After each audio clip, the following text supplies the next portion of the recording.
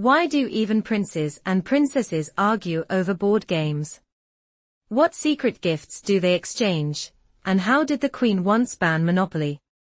And what about the mystical evenings of predictions, or the talent show, where even monarchs dare to do the most bold and unexpected things, from hilarious performances to top-secret Christmas contests? You won't believe just how unconventional Christmas can be in the world's most formal royal family. Why do royal children have the most fun? What real intrigues are hiding behind those festive dinners? And which royal has been known to hide gifts in the garden, as if they were part of an ordinary family? Warning, after this video, your perception of the Windsors may change forever. This isn't just Christmas, it's a full-fledged marathon of surprises, laughter, and a parade of peculiar traditions. Hit subscribe, smash that like button, and get ready to uncover the truth about the most mysterious festive family in the world.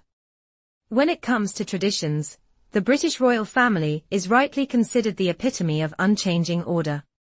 This is especially true during their famed Christmas festivities, which annually gather the entire family under one roof. But here's a surprising twist: even during a family dinner, royal heirs find themselves at a separate table. Yes, that's right.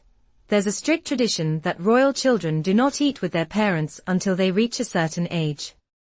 This year, the entire United Kingdom eagerly anticipates the gathering of Prince William, his wife Kate, the Princess of Wales, and their children, Prince George, Princess Charlotte, and Prince Louis, for a grand Christmas feast with other family members. However, following an age-old tradition, the royal little ones will once again dine in a separate room at a specially arranged children's table.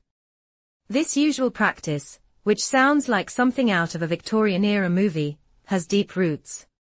Royal children are taught proper etiquette at the children's table, where caring nannies and tutors act as their mentors. This approach has spanned generations and remains an integral part of royal life to this day. Former royal chef Darren McGrady, who worked closely with the royal family for many years, shared behind-the-scenes insights in an interview. He revealed that royal traditions strictly dictate that children eat separately until they have mastered the art of proper behavior in social settings. Enormous emphasis is placed on learning good manners, no scattered peas, no screaming, and certainly no stubborn tantrums, McGrady disclosed. According to him, Queen Elizabeth II never allowed little ones to join the main table if they wore bibs or sat in high chairs. This concept was light-heartedly summed up by Mike Tyndall, son-in-law of Princess Anne, on his podcast The Good, the Bad, and the Rugby. He remarked with a laugh that the children's table is as much a tradition as the Christmas turkeys themselves. We sometimes have family meals with an overwhelming number of guests, sometimes as many as 70 people. The kids are seated at their own little table in another room, making all their noise while the adults get to enjoy their conversations in a bit of peace, he said, hinting that the separate setup allows adults some relaxation while the children are occupied. It's hard to overstate the scale of celebrations within the royal family. The traditional lunch preceding Christmas at Sandringham typically takes place at Buckingham Palace. This grand event gathers relatives from the first, second, and even third branches of the royal lineage, from immediate siblings of the royal family to cousins and nephews. However, the dining table is usually reserved for those most closely related to the monarch. Behind these majestic feasts lies the meticulous work of the royal kitchen. Darren McGrady recalled the pre-Christmas preparations as intense yet festive.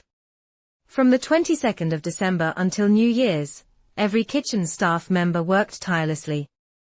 We aimed for perfection in every detail. Every dish had to be flawless, he said. Yet the Queen made sure that even we, her staff, felt the holiday spirit. Special meals were also prepared for us, including classic turkey and an abundance of chocolate. Her kindness and consideration for her team were always evident. Though many traditions of the British monarchy may seem strange to modern society, one cannot help but admire the family's dedication to their centuries-old customs, even if that means keeping the children behind closed doors at the family feast. Everyone knows the British royal family cherishes their traditions, but it's not just the pomp and ceremony that deserves attention. There's also the festive menu. A palace-style breakfast sets the tone for the day, refined, leisurely, and always exquisite. An interesting tradition persists. Men of the family prefer to breakfast together, while women remain in their rooms enjoying their meal in a more private setting. After the morning feast, the entire family heads to church for the Christmas service, attracting the eager gazes of hundreds of subjects, hoping to catch a glimpse of their beloved royals. But the highlight of the day, of course, is the traditional Christmas lunch, formal yet vibrant and flavorful. The Christmas feast menu is more than just a selection of dishes, it's a true ritual. Former royal chef Darren McGrady revealed the secrets of the main festive meal. The table always features roasted turkey with all the trimmings, including sage and onion stuffing. Brussels sprouts with chestnuts and bacon are a must, alongside roasted parsnips and carrots, as well as 2 types of potatoes, mashed and roasted.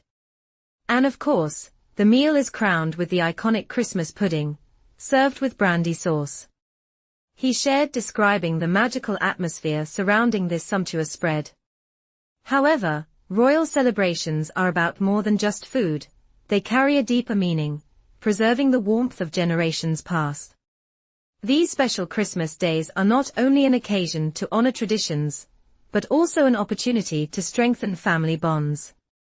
The palace becomes filled with a distinct energy, where everyone, from the monarch to the kitchen staff, feels a part of the festivities. Behind the grandeur, there is always a delicate balance between formality and joy. But perhaps one of the most delightful aspects of the royal Christmas celebrations is the unique gift exchange ceremony. Forget luxurious jewels and extravagant presents. At Sandringham, it's not about the price tag, but about bringing joy and laughter through originality and humor. The true spirit of Christmas here is expressed through playful, sometimes cheeky gifts. For instance, Prince Harry famously trolled his grandmother by gifting her a hat that read "Life's better with corgis," a nod to her beloved dogs. Meanwhile, Princess Diana once surprised Prince Charles with a carpet that had "I'm the king of this house" embroidered on it. Beneath these humorous surprises lies a long-standing tradition dating back to the early years of Queen Elizabeth II, aimed at expressing love and attention through simplicity and wit, emphasizing that the true value of gifts lies in sincerity rather than extravagance. Another key moment of the Christmas festivities is the morning church service, which draws crowds from all over the country. Throngs of people line the streets in hopes of catching even a fleeting glimpse of their monarchs. Typically, the senior members of the family steal the spotlight, but the younger royals also receive warm attention from the public. Sometimes, young princes and princesses share brief exchanges with onlookers, bringing genuine joy to the gathered crowd. After the service, the festivities take on a more relaxed tone as the family engages in informal activities. The royal family loves coordinating playful competitions and outdoor walks, transforming Sandringham grounds into an arena for friendly games. Whether it's hunting, strolling through snow-covered paths, or participating in light-hearted contests, these moments offer a welcome respite from royal protocol and the chance to simply enjoy one another's company. Even monarchs, with their strict adherence to tradition, have small weaknesses when it comes to indulgences. Despite the formality of the festive menu, a few rules sometimes take a backseat. Queen Elizabeth II, for example, would occasionally break from propriety to enjoy her favorite treats. On some mornings, she would opt for spicy gingerbread over the more traditional scones, delighting in these small culinary joys. Another intriguing detail is the carefully curated Christmas hamper sent to the royal kitchen. Contrary to popular belief, it's not overflowing with caviar and luxurious delicacies, as one might imagine. It's said that the hamper is primarily filled with sweets, including the family's favorite chocolate. For the British royal family, Christmas is far more than a string of ancient customs. It's a time when polished tablecloths, dazzling decorations, and the laughter of children merge into a single celebratory moment imbued with warmth and spontaneous joy. Behind their rigorously maintained traditions, the royals reveal a living, breathing heart of family life, where rules are complemented by love and formality is softened by smiles.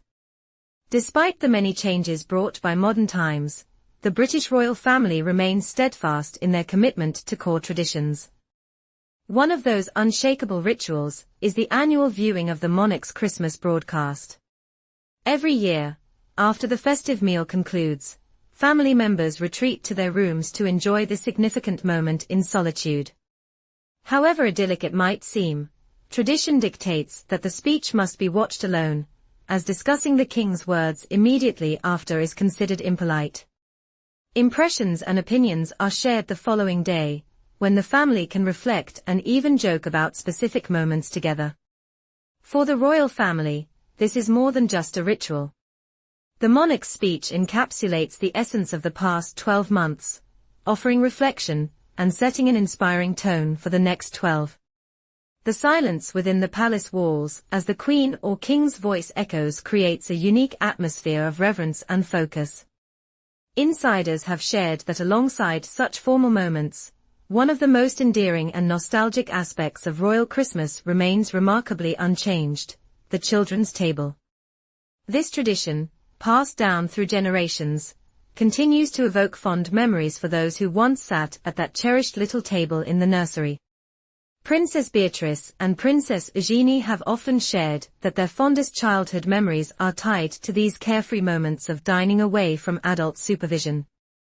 "It was a time when we could relax a little and feel a sense of freedom," Eugenie recalled in an interview. For the royal children, this space feels like a tiny world of freedom within the tightly regimented life of the palace. Unlike the grand formal lunches for adults, the children's table comes with softened rules. Here, the youngsters can let loose, laugh, and chat without fear of stern glances from the Queen or other senior relatives. And while these childhood meals are remembered fondly by now adult members of the family, the underlying purpose always lingered in the background: learning etiquette and understanding the importance of proper manners. Perhaps it was during these moments, unseen by the royal court, that the foundational traits of future nobles began to form. Royal Christmas is much more than an observance of age-old customs.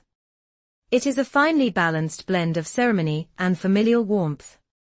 Beneath the strict protocols lie moments of genuine connection, nurturing not just the next generation of royals, but also strengthening family bonds in an atmosphere that remains undeniably warm, no matter how grand the setting.